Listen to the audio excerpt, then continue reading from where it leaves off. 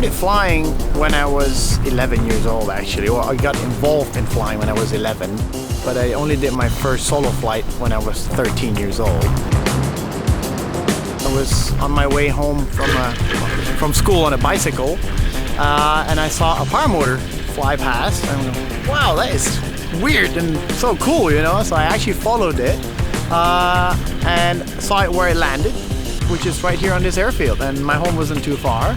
So from that day onwards, every evening after school, I would come to the airfield and hang around and watch them fly. And one day, matter of fact, that same pilot, he saw me and he's like, "You wanna come in and have a chat?"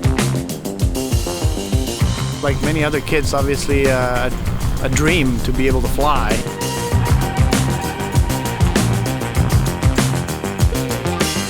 Not many people think it's doable in Thailand, especially Thai people. They all think that, oh, aviation must be either, you know, airlines or some kind of, you know, military, police, you know, special forces kind of thing. But yeah, 20 years ago, there'd be almost no one flying. You know, very, very little private aviation. Yeah. So my name is George Mac, and I'm from Czech Republic, but born and raised in Thailand. So I'm actually half Thai, half Czech. More and more people are actually learning about private aviation in Thailand now. So you'll see there's quite a new, you know, generation that's, you know, involved in flying. Yeah, there's still the sort of older type people that are like scared of flying, and they're like, oh no, that's dangerous. The plane's gonna fall out of the sky kind of thing. But the new generation, they, you know, especially the ones that travel overseas and they go and do skydiving, and, you know, I mean, I had people that come and, you know, fly with us here, and they're like, oh, we thought we can only do this in Switzerland or in New Zealand, you know, where they did a zip line across the mountains or paragliding and stuff like that, and they had no clue that you could actually do that here too. So yeah, the new generation is definitely a lot less scared, so to say. Yeah, quite recent that there's, you know, more private airplanes flying. In the past, it would just be special missions.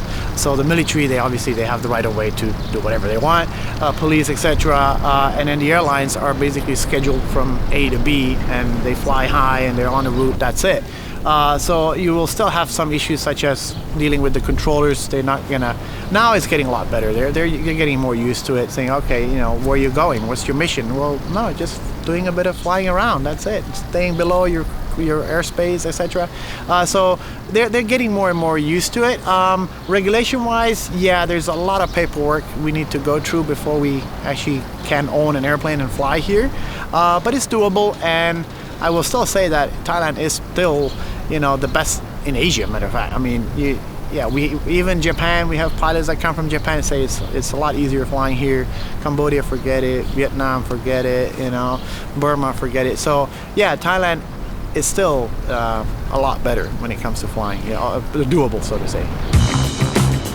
Thailand should have been the hub for aviation because 355 days a year you can fly. I mean, okay, paramotors, maybe there's going to be some days where it's too windy or, you know, you can't go. But airplanes, they can handle the wind, and unless it's raining or heavy storm coming through, we can fly all the time. So even during rainy season, right, the monsoon, we wait for the rain to stop, off we go flying again. So by all means, labor here is cheap, you know, fuel is reasonably cheap. The only problem is importing aircraft parts can be a little bit hassle and expensive. But then again, it compensates for the hangarage is quite cheap compared to other countries. Runway fees are very reasonable. Like I said, mechanics, labor, everything. So yeah, it makes aviation a lot more affordable for sure. Compared to, like, you know, Europe, where cost of fuel is just going up like crazy. So unless we start flying electric motored airplanes soon, maybe, I don't know. This one actually came from Germany. It was used at an aero club for glider towing, and before that it was used as a medevac during the DDR. So yeah, it's got some history. This particular model here is called the PZL 104. It was built in Poland during the late 60s. It was actually sponsored by the Polish government to compete in the World Championships for short field perform, and so that's why it's a STOL airplane, which stands for short takeoff landing. It's got a big 300 horsepower radial engine, 9-cylinder, so it takes off and lands really short. and I just love the sound of a radio.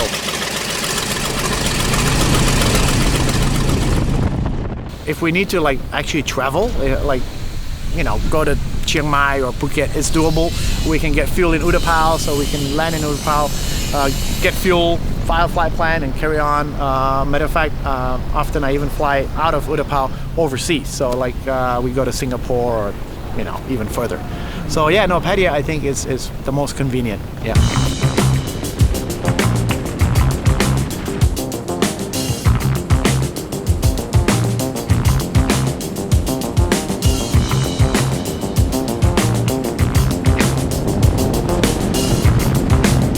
So this place is called Eastern Flying Club. It's been established since 1992 by a gentleman called Dr. Bamrung.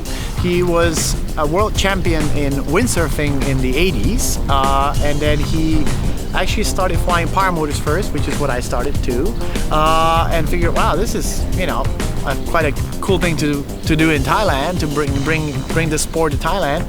So he set up this place. This would be the school. People would come and learn to fly paramotors, join the club, you know, you could buy equipment. And so I just kind of took over that passion, and we keep keeping it alive. We're based only about 10 minutes east of Pattaya, so Tungkom Soi 89. We've been here, the airfield has been licensed since 1994, and then it just grown from paramotors to flex wing microlights, you know, delta wings, ultralights, and now we go all the way up to PPL and bigger airplanes. Yeah, we offer a temporary membership, and so that means you sign up for a one-day member of the club, and then you can basically go for an introductory flight with an instructor, see if you like it. And some people say, this is great, I want to learn to fly, and then they can sign up and take the course and get their pilot license. Yeah. We offer two types of licenses, so it would be ultralight license. That starts from paramotors all the way up to 500 kilos basically, so fixed wing and microlights. And then we also offer the LAPL, which is slightly below PPL, which will allow you to fly something up to this size, not above 2,000 kilos and 3 passengers.